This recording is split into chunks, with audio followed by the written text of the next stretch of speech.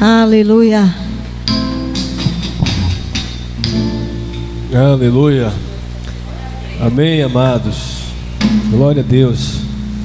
Todas as coisas cooperam para o bem. Romanos, falando sobre esse assunto, Romanos capítulo 8. Romanos capítulo 8, versículo 28. Vamos entender isso aqui, né? Nós que falamos o Evangelho da Graça, às vezes nós somos chatos na explicação, porque a gente quer explicar, né, como diz aquele comediante, nos mínimos detalhes, né? Mas é importante, né? É importante a explicação. Romanos capítulo 8,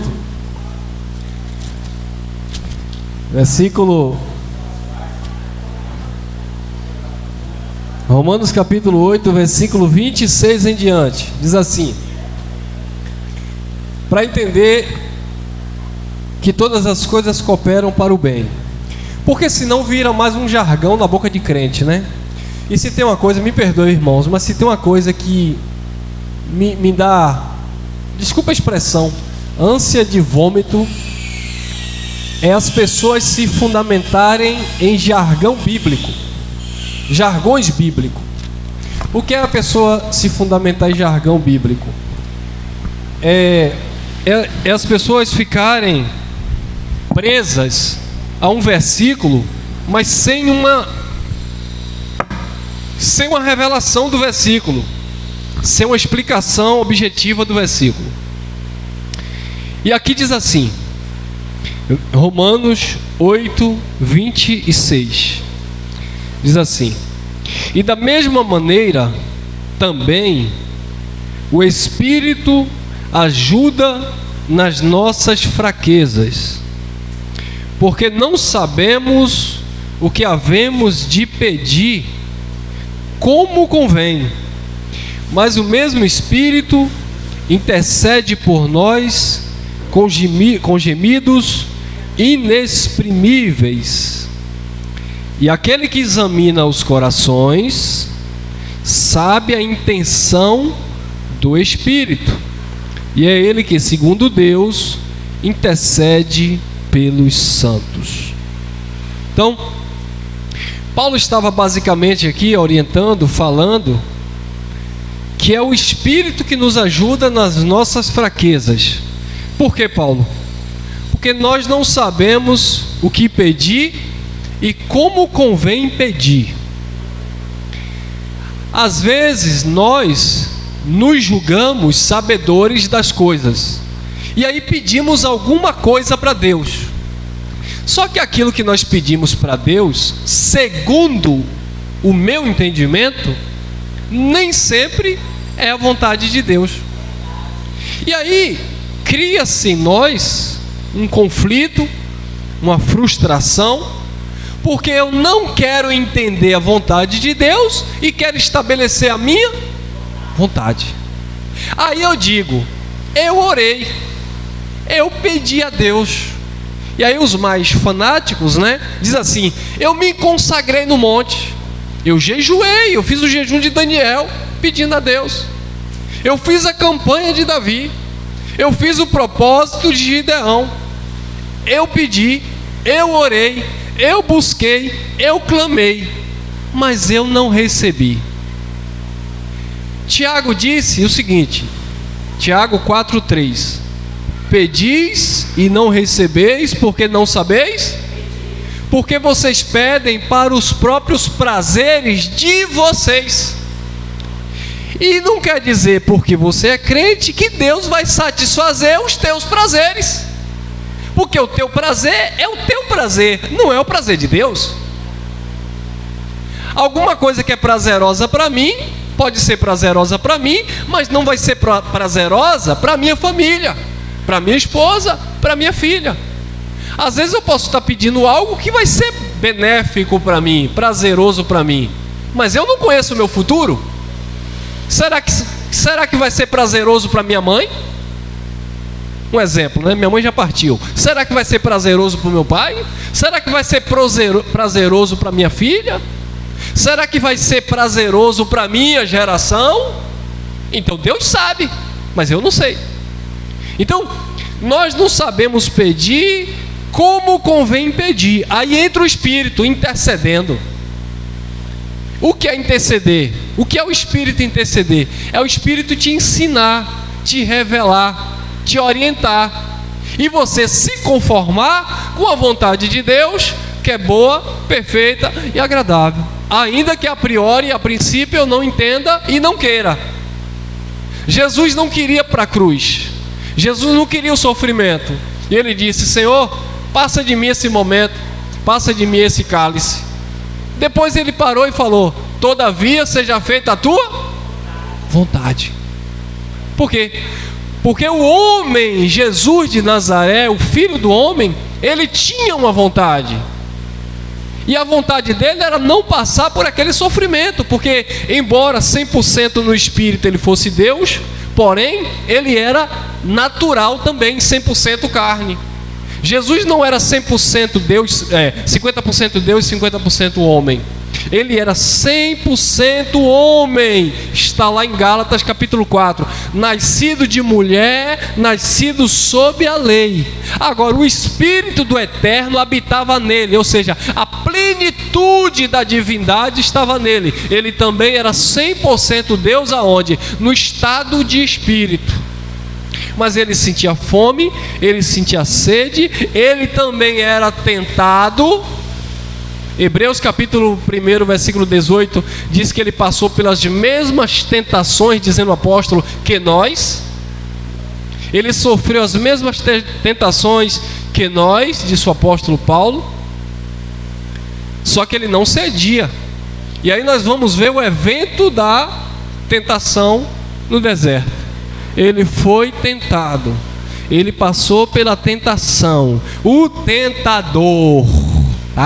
Eu gosto sempre de falar sobre isso, porque se o abençoado do João Ferreira de Almeida, um padre, ao invés de colocar diabo, ele colocasse o tentador, seria muito mais fácil a gente explicar isso. Mas hoje, por causa desse erro de tradução, a gente tem que ficar se esticando para explicar. O tentador é um adjetivo, o diabo é um adjetivo, são várias circunstâncias.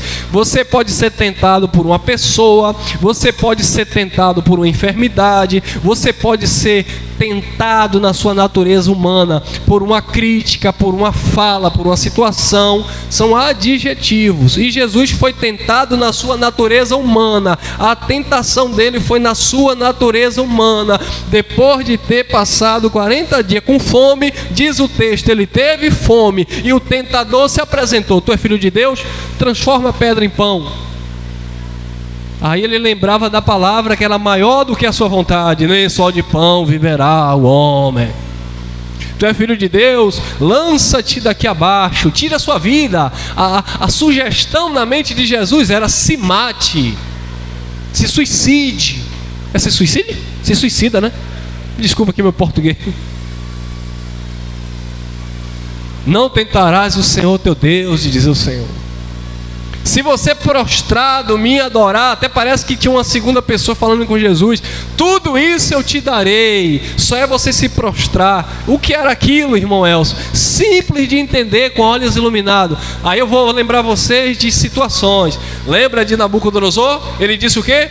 Tudo isso eu construí com as forças dos meus braços. Aí você vai lá em Isaías capítulo 14, versículo 12, está Nabucodonosor dizendo: subirei aos céus, colocarei o meu trono acima das estrelas de Deus e serei semelhante ao Altíssimo, ou seja, eu serei ovacionado e chamado entre os homens de Deus. Aí a palavra do céu bradou: tu não és Deus, tu és homem, como homem morrerá. Lembra de Ezequiel no capítulo 28, ele disse assim: colocarei a minha cadeira nos mares. Como assim? Eu colocarei a minha cadeira sobre os mares, me assentarei e serei semelhante ao Altíssimo. Aí você vai estudar a história de Ezequiel capítulo 26, 27 e 28, para entender esse contexto. Quando ele fala que ele iria colocar a cadeira dele sobre os mares, é porque ele tinha um grande, não seria exército, né? Seria como se fosse a marinha norte-americana. Ele governava os oceanos, ele dominava os mares, ele tinha aquela grande embarcações de guerras, era mais ou menos isso, e ele governava tudo ali por meio dos mares. E a palavra do Senhor disse: morrerás com espada, serás transpassado, e os príncipes da terra verão e dirão: não é esse que está entre nós, que dizia ser Deus e morreu como qualquer um de nós? Seria fulminado, destruído. Então, irmãos, situações que acontecem em nossas vidas, que nós não sabemos, nós não entendemos, e só o Espírito pode discernir. É o Espírito que intercede por nós e vai nos revelando. Agora tem uma coisa: ô irmão Elcio, por que vocês conseguem entender e milhares de pessoas não conseguem entender? Simples, irmão, presta atenção. Olha a quantidade de pessoas que tem aqui. Olha a quantidade de pessoas que tem aqui, olha para mim. Alguém vai me assistir aqui na gravação. Eu sei no que você está pensando. Eu sei no que Cris está pensando. Eu sei no que a irmã Cléo ali está pensando. Eu sei no que a irmã Andressa, irmão Sandro, vocês estão pensando. Não, sabe por quê? Porque cada um tem um pensamento. O meu pensamento no momento, agora, o meu pensamento é a minha alma, é a minha vida. A minha vida agora, está aqui, ó. Eu estou preocupado em passar uma revelação bíblica. O meu pensamento está aqui. Eu não estou com o meu pensamento preocupado em A mais B. Depois eu vou me preocupar, que eu tenho outras coisas aí para me preocupar. Mas agora não. Agora eu escolho, eu decido me preocupar com esse momento. Eu quero esse momento. Então a minha alma está aqui, o meu pensamento está aqui. Mas se o teu pensamento não estiver aqui, estiver na comida de mais tarde, estiver no sonho do teu filho de botar em uma escola particular amanhã, se estiver na promoção do trabalho da empresa, você não vai absorver o que Deus tem para você. Você não vai conseguir assimilar. Você pode até ouvir, mas é aquilo que Jesus disse: ouvi e entendei. Não é para só ouvir. Ouvir, todo mundo vai ouvir, é para entender. Então por que é que nós conseguimos entender? Quando você coloca o teu coração, e nós vamos falar sobre isso, a tua mente no assunto em questão. E quando você coloca o teu coração, a tua mente, com todas as tuas forças, com todo o teu entendimento, aí você vai passar a entender, porque o Espírito vai te revelando. Aí tem coisa que Deus não vai fazer, que Deus não vai te dar, que Deus não vai te manifestar. Aí você vai compreender. Aí tem coisa que Deus vai fazer, que Deus vai agir, que Deus vai atuar por outros meios. Aí você vai começar a entender: ah, rapaz, é porque Deus não queria assim, mas Deus queria dessa forma. Não significa que Deus não quer aquilo que você quer para você. Significa que a forma de Deus trazer aquilo para a tua vida é diferente. Às vezes a gente diz assim: meu Deus, nós que fazemos uma fezinha santa de vez em quando, meu Deus, eu quero ganhar no Bahia da Sorte. Para quê? Para conquistar um sonho que eu tenho. Aí você, não consegue. Ah, mas eu não consigo. Aí Deus está provendo situações de prosperidade, abrindo porta, criando eventos na tua vida, e de repente aquilo que você queria chega de outra maneira. Aí você diz: rapaz, eu pedi de uma forma, não veio, mas Deus me deu de outra. Não foi Deus? Foi, porque tudo é Ele. Mas não é do jeito que eu quis. Paulo disse: Senhor, pelo amor de Deus, tira esse espinho da minha carne, que eu não aguento mais, eu estou sofrendo. E Paulo orou 3 vezes: Senhor, tira o espinho da carne. O Senhor disse: a minha graça te basta. O Espírito intercedeu por Paulo. Aí Paulo entendeu: peraí, eu pedi a Deus para Deus tirar esse espinho, Jesus não tirou. Aí Ele me deu a graça dele, que me basta, que me dá força na minha fraqueza. Paulo parou. Agora imagine a decepção se Paulo fosse um crente mimado. Eu sou apóstolo, eu faço a obra, eu evangelizo, eu apanho, eu fui apedrejado, eu fui picado na mão por uma serpente, eu atravessei a ilha de Malta, eu sofri naufrágio. Aí na hora que eu chego diante do Senhor e eu peço para o Senhor tirar o espinho da carne, o Senhor me nega. Imagine, nós não fazemos praticamente nada pelo evangelho, pelo reino. Já nos sentimos, porque eu sou digno, o Senhor tem que fazer na minha vida, porque eu mereço. Imagine Paulo se fosse para merecer. Paulo disse, se é para vocês se gloriarem na carne, muito mais eu, circuncidado ao 8º dia, fiz aliança com Deus, segundo a lei de Moisés, da tribo de Benjamim, da tribo do primeiro rei, do rei Saul, hebreu de hebreu. Eu não sou mestiço, né? Eu sou hebreu de hebreu, legítimo. Segundo a lei, eu fui fariseu, praticante e zeloso, viu? Zeloso de boas obras. Então Paulo tinha aquele currículo religioso. Aí Paulo disse, olha, se é para se gloriar, eu me glorio.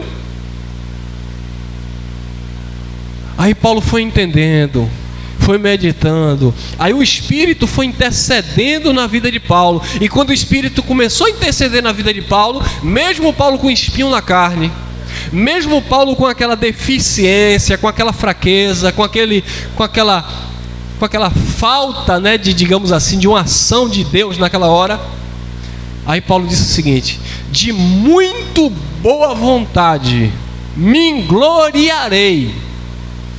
Irmão, muitas vezes a gente quer se gloriar no que a gente tem, quer se gloriar no que a gente mostra. Paulo disse, eu vou me gloriar, e de muito boa vontade, nas injúrias, nas angústias, nas perseguições, nas dores, nas críticas, nas calúnias, na difamação, sabe, no descrédito, no desprezo, para que em mim habite o poder de Deus. Porque quando eu penso que eu estou fraco, então eu sou forte. Aí você chega para Deus e diz assim, Senhor, me dá força. Bom, se você pede força a Deus é porque você está... E como é que você vai ver a ação da força de Deus? No momento de fraqueza. Rapaz, eu passei por essa situação aqui, uma enfermidade que eu pensei que eu ia morrer. Eu vou falar uma coisa para vocês. Houve uma época da minha vida que eu tinha um medo de morrer, irmão. Tinha um medo de morrer. Eu vou falar uma coisa para vocês. Eu não tenho medo de morrer. Eu tenho medo de ficar doente e ficar dando trabalho. É isso que eu tenho medo. Sabe? Eu tenho medo de partir e não conseguir fazer um mínimo pela minha filha, pela minha família. Mas medo de morrer? Não tenho. Eu não quero ficar em cima de uma cama, ninguém quer. Ninguém quer. Nós não queremos ficar dando trabalho para as pessoas, porque é complicado. Então Paulo, ele aprendeu isso com o Espírito intercedia por ele com gemidos inexprimíveis, dizendo que Paulo não sabia o que convinha pedir, como pedir. Como é que Paulo não sabia? Paulo sabia. Paulo disse, eu quero que o Senhor tire de mim esse espinho. Aí depois Paulo volta à consciência. Sabe por que Deus não tirou o espinho? Porque se ele tirasse o espinho, diz o próprio texto, para que eu não me gloriasse. Para que eu não me gloriasse, o Senhor permitiu o espinho na carne. Paulo sabia que se Deus tirasse o espinho, Paulo se tornaria um soberbo, prepotente, iria humilhar as pessoas, iria pisar nas pessoas. Já viu aquele ditado, com esse homem dando poder para ele? A pessoa está lá, não tem nada, mas você já vê as características. Quando ele começa a ter alguma coisinha, já começa a humilhar as pessoas. Por quê? Porque está na essência dele. Quem é bom de coração, está ali. Mas quem é ruim, meu irmão, ele é ruim pobre, ele é ruim rico, ele é ruim milionário, ele é ruim de qualquer jeito. E Deus conhece. E Deus sabe. E muitas vezes, irmão Elcio, mas se Deus sabe, Deus conhece, e por que Deus permite que esses homens tenham riqueza? Mas como foi que ele conseguiu? Foi em forma de bênção? Ou foi na canetada? Ou foi na máfia? E o que adianta ter tudo isso e não ter alma? Jesus disse perder a alma. Ontem eu estava com o Luiz assistindo uma reportagem de um jovem que era ajudante de caminhoneiro com Porsche, com um carro de $500 mil. Aí só foi pego depois que bateu lá em um senhor de idade. Quer dizer, e que felicidade esse tipo de riqueza traz? Onde as pessoas não conseguem dormir porque tudo é debaixo de esquema, tudo é debaixo de engano. Que pão é esse? Esse pão não é bênção. O que é bênção de Deus é você colocar a cabeça no travesseiro e dormir e saber que você está comendo do suor do teu rosto, que você não está enganando ninguém, que você não está roubando ninguém, que você está agindo honestamente. E aí agora sim, entra o versículo 28.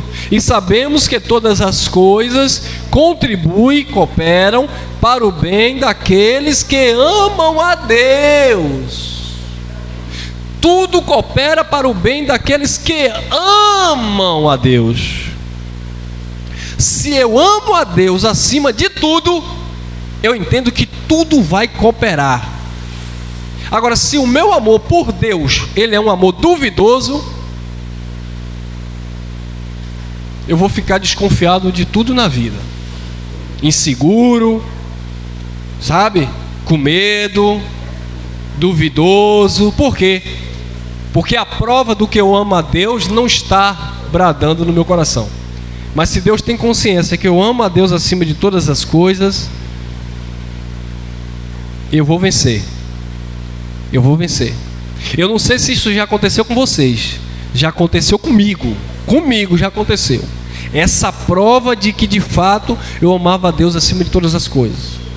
Às vezes as pessoas se prendem a uma coisa, a um trabalho, a um relacionamento, a uma situação, e ele diz com a boca que ele ama a Deus acima de todas as coisas, mas na hora do vamos ver, ele pula fora do barco. Eu vou falar de umas 3 aqui rapidinho para não tomar o tempo, ter mais um louvor e depois a gente entra na mensagem central. E Vera não está aqui para me cobrar o horário, e hoje é fazer como o irmão Giovanni diz, é até 2 da tarde.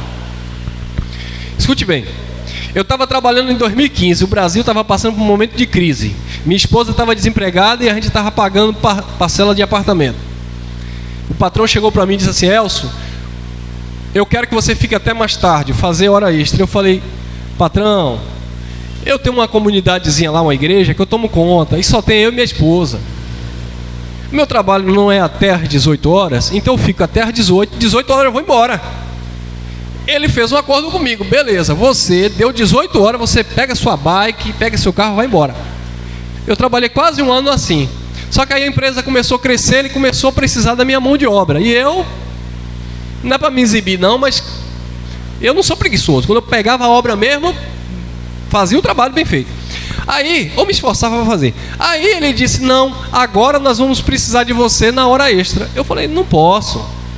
Se quiser descontar até do meu salário, desconte, mas eu não posso sair, porque nesses dias eu tenho reunião com a igreja e só tenho eu e minha esposa. Minha esposa, né, não pode assumir sozinha. Ele chegou para mim e fez assim: você vai decidir, você tem uma semana, ou o seu trabalho ou a sua igreja. E outra coisa, você sabe que tem uma fila aí, se você sair amanhã eu emprego aí, ó. Você tem uma semana para decidir. Eu falei: qual foi o nosso acordo? Ele disse: não, você está certo, mas é que eu estou precisando da mão de obra. Eu falei: mas eu não estou trabalhando no horário certinho. Ele disse: Elcio, mas eu preciso mais. E sabe o que era mão de obra? É você passar de 6 e só sair. Chegou algumas vezes, eu chegar em casa às 11 horas da noite. E às vezes não recebia o adicional, né? Ou a hora extra. Eu cheguei para ele e falei: ó, a minha carteira de trabalho está aqui. Eu não vou abandonar o meu compromisso com Deus por causa do trabalho. Compromisso com Deus, irmão Elcio? É. Ah, irmão Elcio, então tu estava ganhando de oferta na igreja. Ganhando? Tinha quantas pessoas, Cris, naquela época? Umas 5? Jaqueline, a vovozona, que Deus o tenha. Danilo não estava ainda, mais Edna. Veralina também não estava, mais Luiz. Eu acho que, se eu não me engano, Paula e Edivaldo. Se eu não me engano. E uma irmã que era de outra igreja que visitava lá. Tinha umas 5 pessoas.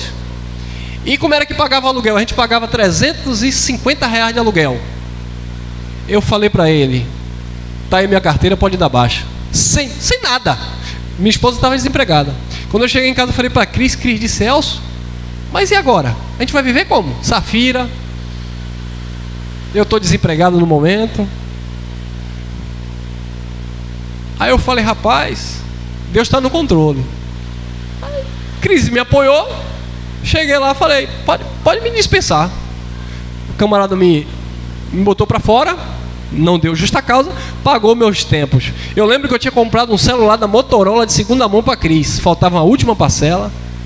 Eu tinha comprado também, se eu não me engano, foi aquela motozinha, não foi?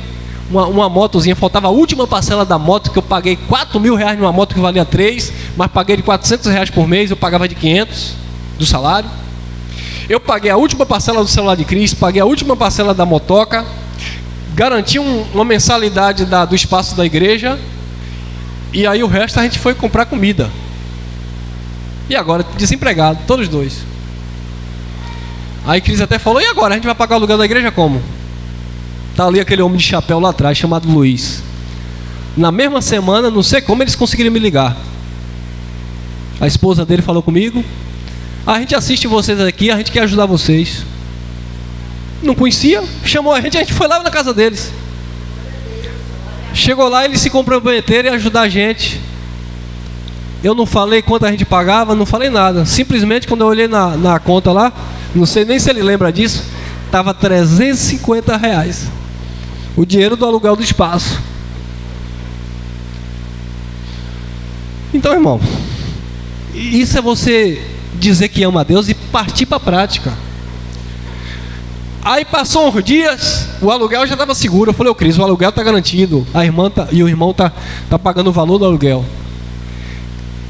Aí passou uns dias, uma abençoada no apartamento de baixo deixou uma vela acesa, pegou fogo, queimou o prédio.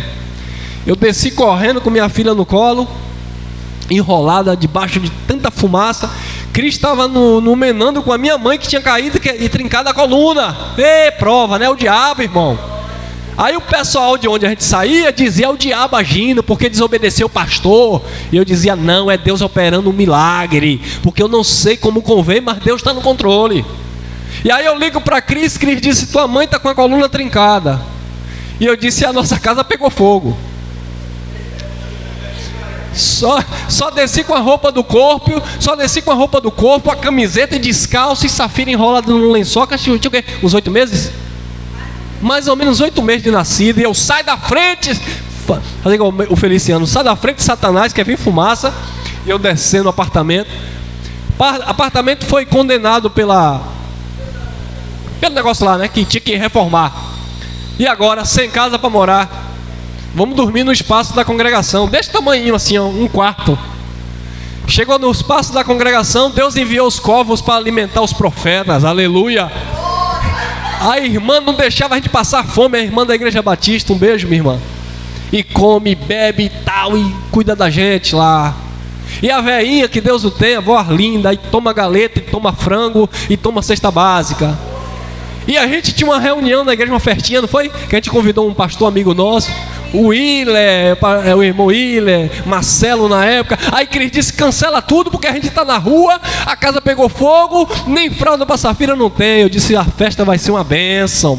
Fizemos a reunião, festividade, todo mundo ia embora e a gente ficava lá. E agora, irmão? Eu falei, agora vamos alugar uma casa aí. Fomos lá, alugamos uma casa cheia de ratazana, tinha uns ratos nos tetos que passavam de... A casa era pentecostal, os ratos em cima do forro. Safira pequena. Aí o seguro-desemprego, última parcela, irmã Célia. Eu falei, a congregação está segura, o irmão está ofertando. A última parcela do desemprego. Quando acabou a última parcela e o desempregado, Cris vai, arruma emprego. Aí chega Danilo, chega Edna, chega Luiz, chega Veralina. Aí a mensagem começou a correr. Aí eu vi quando Deus diz assim para você, você ama Ele acima de tudo? Está pronto para abrir mão? E aí eu tive que ouvir da boca da minha esposa, e isso me alegrou muito. Eu nunca vi tamanha fé em Tinga, porque de fato a gente passou por um momento crítico. Então, essa é uma das situações que eu contei, não vou contar as outras porque para não demorar muito, mas isso já aconteceu. Eu lembro de outra que foi um relacionamento que era a mulher que eu queria casar na minha vida, e quando eu consegui namorar com a abençoada 3 anos, estava tudo pronto para o casamento, ela morando no interior e eu aqui arriscando a minha vida na luta. Ela veio me visitar quando chegou dentro de uma igreja que eu estava visitando, né, uma assembleia que tem aqui em cima, que eu ia com os amigos quando não tinha outro lugar para ir. Aí o pessoal sabia que eu lutava, então todo mundo me abraçava, campeão, lutador, não sei o quê. Então eu era bem popular aqui em cima, né? Eu entrava dentro do terreiro de macumba, tomava café com o pai de santo, orava lá, aquela coisa lá toda. E aí, quando a minha quase noiva chegou, ela olhou assim e disse: poxa, que conversa é essa aqui? Todo mundo chega, te conhece, te abraça, te beija, e as meninas ficam te olhando. Eu falei: minha irmã, eu sou conhecido aqui. Ela olhou na minha cara e disse assim: nada, você é um crente safado. Você em Salvador, lugar da prostituição, nunca me esqueço. Lugar da prostituição, você nessas igrejas aí, esse povo aí te olhando. A mulher que eu achava que ia casar, que eu tinha como amor da minha vida, na hora, Deus fez assim, ó. Eu tremendo, a lágrima vinha no olho. Eu pegava na mão e disse: acabou. Ah, não acredito. Vamos para o interior, que eu sou homem. Cheguei na porta, papai e mamãe dela tá aqui, ó. Vim embora. Sofri quase um ano, porque eu gostava da abençoada. Ela me esperando lá e eu sozinho aqui. Mas eu sabia que o melhor de Deus estava. Olha ela aí, ó.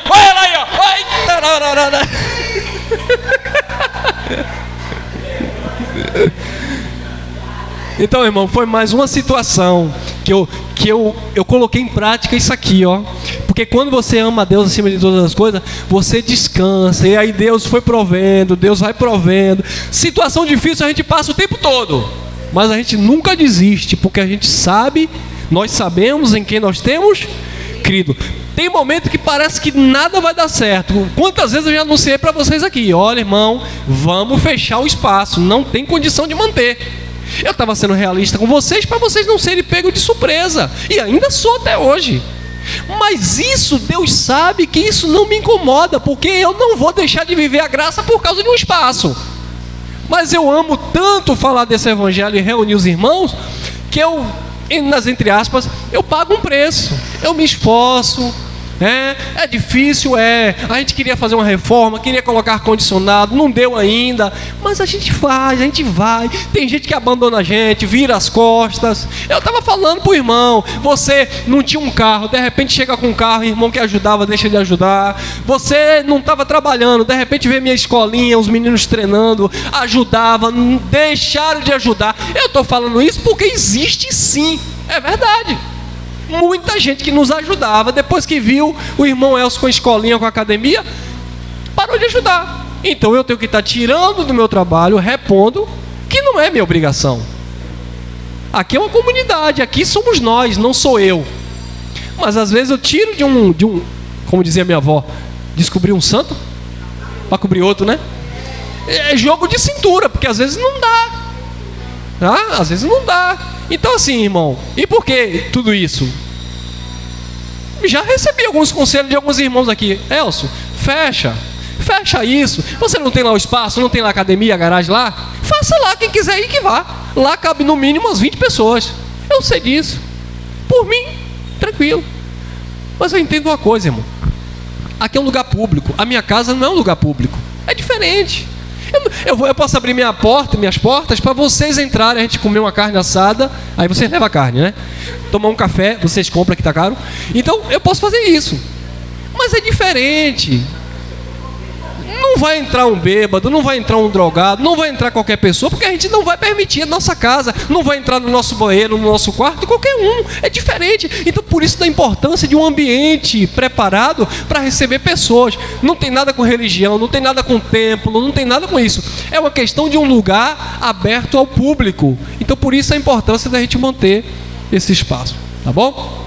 Vamos cantar mais uma música? Então entenda isso, pelo amor de Deus. Tudo coopera para o bem daqueles que amam o Senhor. Então se você ama, descansa o teu coração, que ainda aquilo que tu pediu, se não realizou ainda, pode realizar qualquer hora, mas do jeito e do modo de Deus. Amém?